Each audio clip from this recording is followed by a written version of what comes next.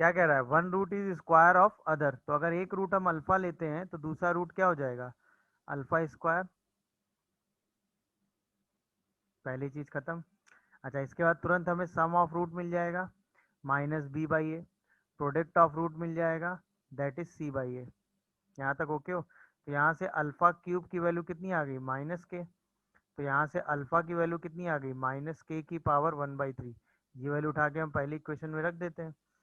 तो यहाँ से आएगा माइनस के की पावर 1/3 प्लस माइनस के की power 2/3 equal to 1।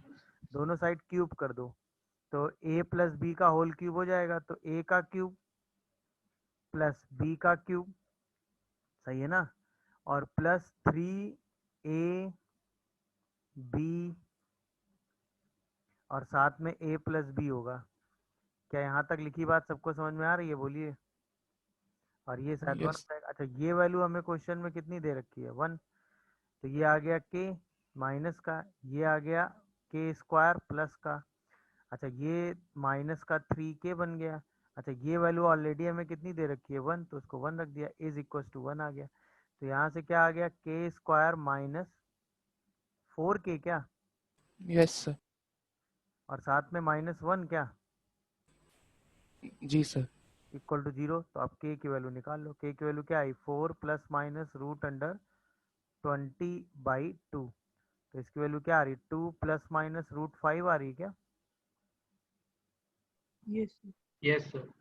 Yes process sir. Process समझ गए कि नहीं, एक रूट दूसरे का स्क्वायर था, कह रहा है A and B are the root of this equation. अच्छा, इस इक्वेशन के रूट ए एंड बी हैं, यानी x square -10 cx -11 d equal to 0। इसके रूट ए और बी हैं। अच्छा, x square -10 ax -11 b equal to 0, इसके रूट सी और डी हैं। और हमें वैल्यू चाहिए A plus B plus C plus D की। अच्छा जी, तो यहाँ से एक तो equation A plus B equal to 10c आएगा, और A into B equal to -11d आएगा। ये तो ओके है। अच्छा, यहाँ से c प्लस डी की वैल्यू कितनी आएगी भाई, 10 ए क्या, और सी डी की वैल्यू कितनी आएगी, -11। -11b क्या। अच्छा, अब हमें चाहिए A plus B plus C plus D ना। तो A plus B plus C plus D की value 10 times of A plus C आ जाएगी।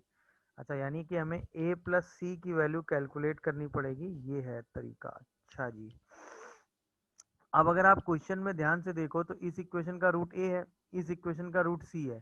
तो अगर ए इस इक्वेशन को सेटिस्फाई करेगा तो हम कह सकते हैं कि A square -10 ac -11d equal to 0 आएगा।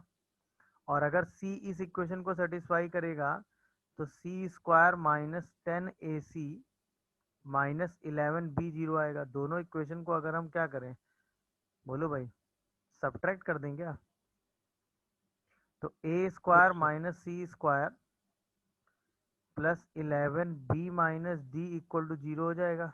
क्या ये बात समझ पा रहे हो सब लोग। तो यहाँ से a माइनस सी और यहाँ से a प्लस सी और plus 11 times of b minus D 0 आ जाएगा। अब यहाँ पर a प्लस सी आ तो रहा है, बट उसके साथ साथ a माइनस सी और b माइनस डी भी आ रहा है। तो हमें a माइनस सी और b माइनस डी को भी रिलेट करना पड़ेगा। अच्छा, उसके लिए अगर हम इन दोनों इक्वेशन को सब्ट्रैक्ट कर दें तो हम देखेंगे कि a plus B minus C plus D, ये आ जाएगा 10 times of c minus A. तो a माइनस सी और साथ में b minus D is equal to 10 times of c minus A आ जाएगा। तो इसका मतलब b माइनस डी की वैल्यू को हम 11 times of c minus A लिख सकते हैं। अरे हाँ या ना में जवाब दो भाई। Yes sir. इसको उठा के हम यहाँ रख देते हैं। तो जैसे हम इसको यहाँ रखेंगे तो क्या बनेगा बताओ मुझे, a plus C into A minus C और साथ में -121 a minus C is equal to 0 आ जाएगा। अच्छा, a माइनस सी पूरे से कॉमन कर लो, अंदर क्या बचेगा, a plus C -121 equal to 0। अच्छा, a और c तो बराबर है नहीं, वरना भाई a और c अगर बराबर हो गए तो सम ऑफ रूट तो बराबर ही आ जाएंगे ना। बोलो। Yes, sir. का मतलब a प्लस सी की वैल्यू हमें कितनी मिल गई? 121. 121। अच्छा, a प्लस सी अगर हमें 121 मिल गया तो यही वैल्यू हम उठा के कहाँ रख देते हैं? इक्वेशन में। तो a plus B plus C plus D हमें कितना मिल गया? 1210। यही हमारा आंसर हो गया। बोलिए भाई, क्या ये प्रोसेस सबको समझ में आया? क्या हुआ, क्यों हुआ, बोलो। Yes, sir. सबसे पहले हमने क्या देखा भाई कि ये दोनों इक्वेशंस हमें दी हुई हैं, इनके रूट ए बी और सी डी हैं, तो एक तो result product of root sum of root से बन गया। अच्छा, इसके बाद चूंकि हमें A plus B plus C D चाहिए था तो हमने दोनों इक्वेशन को ऐड कर दिया, तो वहां से ये रिजल्ट ये रिजल्ट आ गया कि अब हमें ए प्लस सी की वैल्यू सर्च करनी है।